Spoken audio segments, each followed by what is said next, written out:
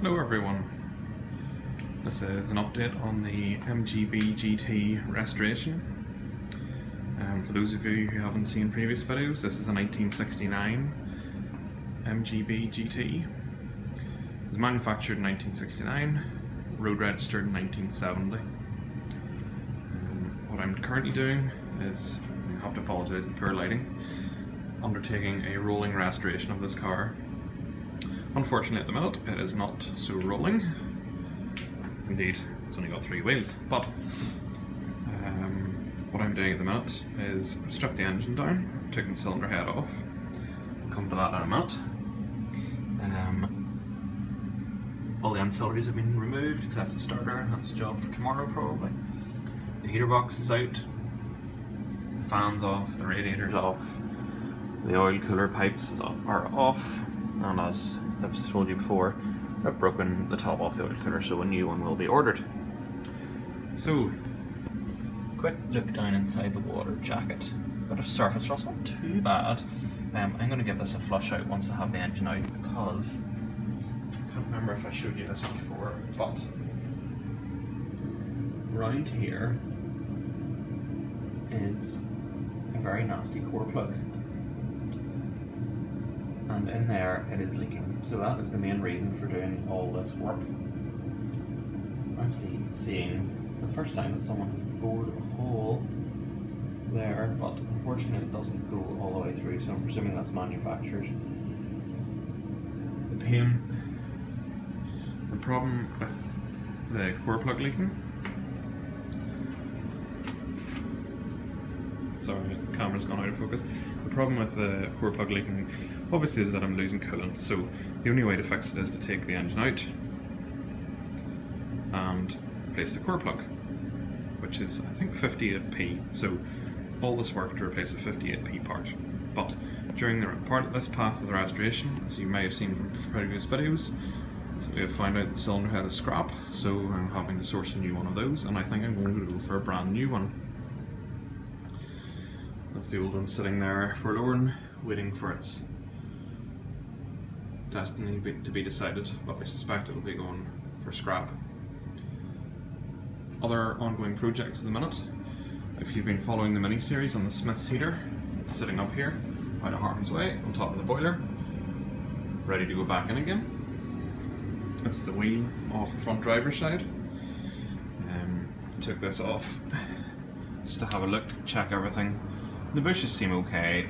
This car had quite a lot of work done on it before I bought it, so that's good. I'll probably tidy up the calipers and paint everything up, just give it a general tidy up and a new coat of rust proofing, which thankfully everything looks really good under here. Today I bought myself some nice coarse sandpaper and a wire wheel for my drill, which is sitting over here by the Land Rover. And what I've been doing is stripping the paint off the fan,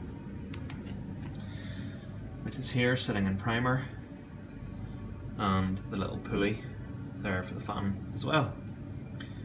So once the primer is dried, I'll do another coat of primer, sand it down, and then the top coat of yellow will go on. Further over here, you have to excuse the mess. Having builders in at the minute.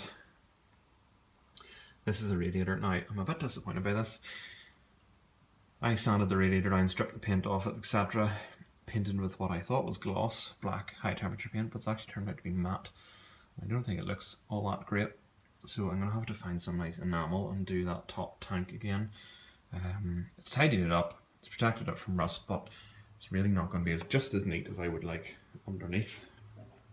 This is my upturned basin used for stripping the paint. Interesting story. These pipes here I had made up on eBay. These are actually hydraulic pipes, but they can be made up to a 1/2 inch BSP, which is the same end as on the original oil cooler pipes. So hopefully these will work. They're a little longer because they only came in set lengths, but I'm going to trial fit those, the oil filter, just to make sure the threads are right, and we'll see. That might be a quite significantly cheaper alternative to buying them off ready-made MGB part suppliers, but I'll let you know. That might be my top tip for restoring an MGB, but wait and see. I'm not counting chickens before the hatch. So there you go, quick update. Not a huge amount of progress, but at the minute it's just sort of restoring each individual component ready for them to go all back on. At the minute I'm waiting for the land of an engine crane, which will allow me to take the engine out, core plug fixed, engine back in again, rebuild the whole thing, which shouldn't take too long, and then have the car running again. So, thanks very much for watching. Please like the video and subscribe. The little subscribe button should be appearing on the left hand side of your screen now. And any comments, compliments, criticisms, I'm always happy to hear. Please keep in touch and I'll keep you up to date when I have more news. Thank you.